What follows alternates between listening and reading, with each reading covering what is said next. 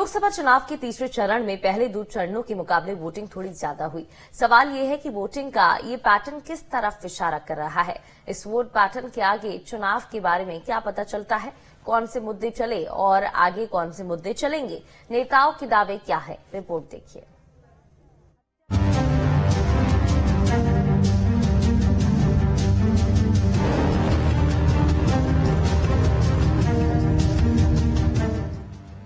तीसरे चरण के मतदान के साथ ही देश भर की आधी से ज्यादा सीटों पर लोकसभा का चुनाव संपन्न हो गया।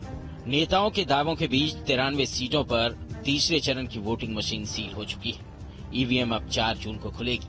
उसी दिन पता चलेगा कि किसकी जीत की अलग जगी है और किसकी जीत के दावे धुआं हुए। इस फेज में वोटर टर्नआउट की बात की जाए तो करीब 65% मतदाताओं ने अपने मताधिकार का प्रयोग किया। असम की 4 सीटों पर 81.7% मतदान हुए। गुजरात की 25 सीटों पर 59.5% मतदान किए गए। कर्नाटक की 14 सीटों पर 70.4% वोटिंग हुई। महाराष्ट्र की 11 सीटों पर 61.4% वोटिंग हुई। यूपी की 10 सीटों पर 57.3% मतदान हुआ। बिहार की 5 सीटों पर 58.2% मतदान हुआ।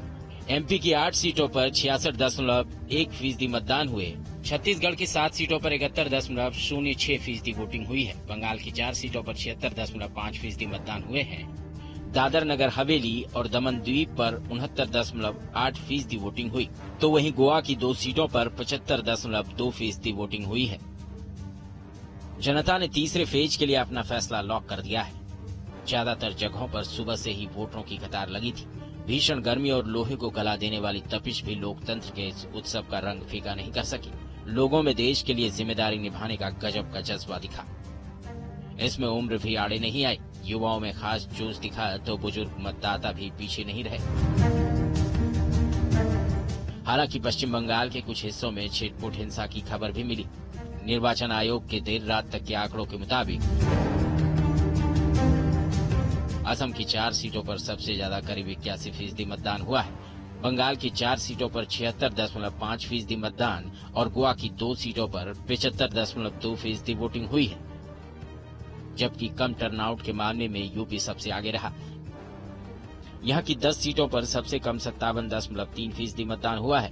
बिहार में करीब 58% और गुजरात में 59% से थोड़ा ज्यादा मतदान हुआ। गुजरात में पीएम मोदी और केंद्रीय गृह मंत्री अमित शाह ने भी अपने मताधिकार का प्रयोग किया। पीएम ने सुबह सुबह गांधीनगर लोकसभा क्षेत्र के एक मतदान केंद्र पर अपना वोट डाला और लोगों से बढ़ चढ़कर मतदान की अपील की। वहीं गृह मंत्री अमित शाह ने अहमदाबाद के एक मतदान केंद्र पर अपने मताधिकार का प्रयोग किया। मैं गुजरात के मतदाताओं को भी और देश के मतदाताओं का भी हृदय से आभार व्यक्त करता हूं, जो उत्साह उमंग से मतदान में हिस्सा लेते हैं।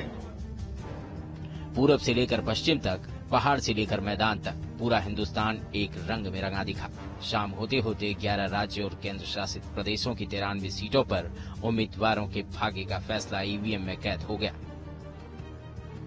इनमें प्रमुख हैं अमित शाह, मनसुख मांडविया, ज्योतिरादित्य सिंधिया, शिवराज सिंह चौहान और डिम्पल यादव।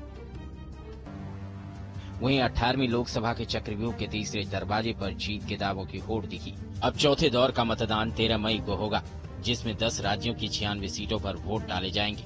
इसके लिए चुनाव प्रचार ने तूफानी रफ्तार पकड़ ली है।